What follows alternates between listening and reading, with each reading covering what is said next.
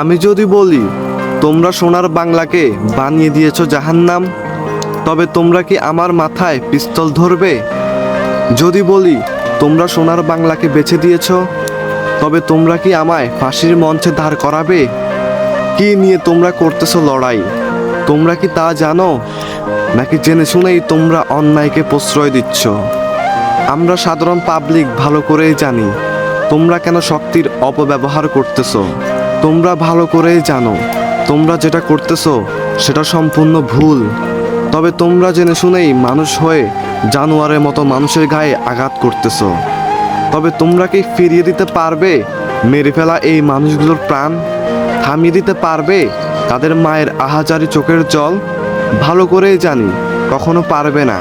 তবে কেন ভাই হয়ে ভাইয়ের গায়ে আঘাত করতেছো, বোনের গায়ে আঘাত করতেছো, তাদের বুকে গুলি ছুটতেছো? তারাও তো মানুষ, তোমাদের মতো জানোয়ার না। আর তোমরা যদি প্রকৃত মানুষ হতে, তাহলে কি আর জানোয়ারের মতো আচরণ করতে?